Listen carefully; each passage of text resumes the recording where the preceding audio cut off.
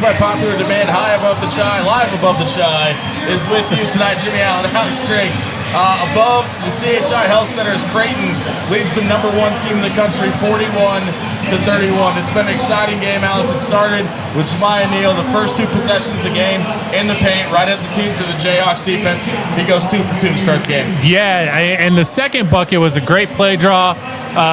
It was drawn up great, back screen from Kalk, and Jimmie gets a wide open layup. Everybody on the floor for Creighton on that play is above the free throw line, and they're just doing a great job of spacing the floor.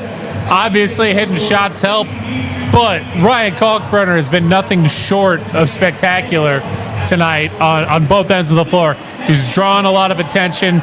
He's drawing fouls. He's converting opportunities, and he's still a force on defense. Yeah, he's absolutely dominating the battle between he and Hunter Dickinson. Obviously, the main event of the evening right now. Hunter Dickinson 1 for 2 from the field, just 2 points in this game. Ryan Kalkbrenner second in scoring for the Jays with 9 right now, and has really gotten the better of the 2 on each one of their exchanges. Yeah, I mean, holding the Hunter Dickinson to 2 points is not just a great effort by Ryan Kalkbrenner, but it is the entire defense. Creighton shooting 50% from 3, and KU is currently shooting 35%. So it's not even like they're shooting poorly, but Creighton is forcing them into a lot of other shots that they want them to take. They're running them off the line. They're playing solid defense, forcing some turnovers, and they're plus 10 on the glass, which is outstanding. Yeah, the one negative thing you can say about Creighton right now, they do have 8 turnovers. Pop Isaac has 3 of those.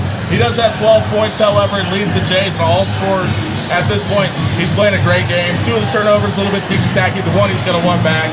He can get that figured out at halftime now. Yeah, for sure. Hey, but on the flip side of it, I think if you try and dial into it too much right now, you're going to lose some of this free flow that you have. It is a catch-22 for a coach to go in and focus on the turnovers at halftime right now when you are still playing so well. Yeah, you want to clean it up, but if you try and lock yourselves up, the offense might not flow the way it is. You can't really hear it now with the music playing in the background, but the crowd tonight at the Chai has been absolutely electric. Look at the Bud Zone right now, Jimmy. Yeah, it's insane. The beer is free flowing. They may sell out in the Bud Zone tonight. The white and the blue getting ready to run back out of the court here right now. But when you talk about this performance in this first half and the way they've been able to contain Kansas's offense right now, Zeke Mayo, a guy that Creighton was very much in on when he was looking to transfer from South Dakota State. Obviously, he's a Lawrence, Kansas native. He goes back to Kansas, but he leads the Jayhawks with 12 points right now. He's the only player on the number 1 team in the country at halftime in double digits. Yeah, again, Creighton has been phenomenal defensively.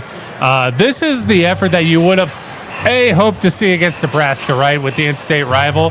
Yeah. But we talked to Stephen Ashworth yesterday, and he made a good point of it. And here comes Kansas right now. I don't know if you can hear the boos, but the Creighton student section and the rest of the fans are amazing right now. The FKU chants have been aplenty. But no, Stephen Ashworth talked about it yesterday when we talked to him. That 3-game stretch, as much as it sucked and it wasn't fun, the Jays learned a lot, and hopefully will rebound. This is the Roll Jays podcast brought to you by Pixel Fire Marketing and Pyramid Contractors. Jimmy Allen, Alex Drake, and a special appearance by Creighton SID Glenn Sisk in the background there. We're getting ready for the second half here. The one thing that we haven't seen Kansas really do is the one thing that's been effective all year, and that's throw bodies at Ryan Kalkbrenner. They've kind of let Hunter Dickinson do his thing. Do you expect them to see a change-up of what they're looking to do in the second half? No, I don't, because here's the thing. There's only one, just like there's only one Ryan Kalkbrenner, there's only one Hunter Dickinson. Yeah. Hunter Dickinson is too important to them for them to take him off the floor to try and eliminate Ryan Kalkbrenner. It's a catch-22.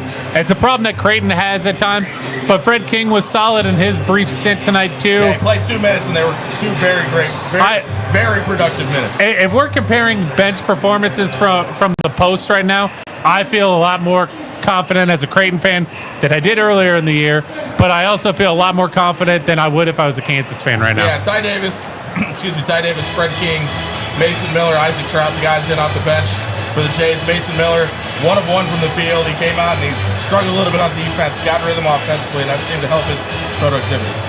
Yeah, Mason Miller seeing a shot go down on Saturday, and the one tonight he took huge moment, got the crowd really back into it. Not that they were ever out of it, right? Yeah, but they haven't been, they haven't missed a beat. the roof blew off the building when he hit that three, and he took it without hesitation. That was one of the most confident shots I've seen him take all season, and it was really good to see. Yeah, and obviously he's come back off the leg break, and he struggled a little bit at the start of the season. He's finally catching up. The one thing, key to the second half to me, we've seen it early. Pop Isaacs had a flip up to Ryan Kalkbrenner right behind Hunter Dickinson. He's able to catch it, flush it home.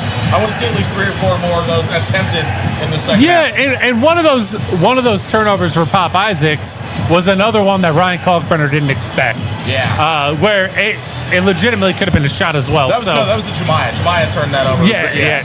Either way, Jimmie Neal, his stat line doesn't show it, but Jimmie Neal has been phenomenal tonight too, especially on the defensive end, and his getting to the rim early led for a great driving kick to Jackson McAndrew early in the game. His stat line shows that he's 2 of 5 from the field, but I think they counted the lob pass to Kalkbrenner as a shot because it was all on the basket. Just a reminder, if you donate to the Creighton NIL Collective, the Bird Club, which you can scan this code on your screen right now, not only does it benefit your favorite Creighton athletes, it also benefits this podcast as well. Scan the QR code on screen to donate to the Bird Club today. Your key to the game for Creighton in the second half. Keep playing loose. That should have been the message from Mac. Keep playing loose and go out and ride the energy from the crowd, because this crowd isn't going away. Yeah, and the one thing I'll say about this team, they haven't looked like they don't belong in this game at any point. Jimmie Neal set the tone early, and the rest of the team's kind of followed suit. They haven't looked like this all year. This is what you expected, and it took time for him to figure it out, and you just got to keep going. This is a confidence builder. No matter how this game finishes, obviously we think that they should win or could win, and we hope they do.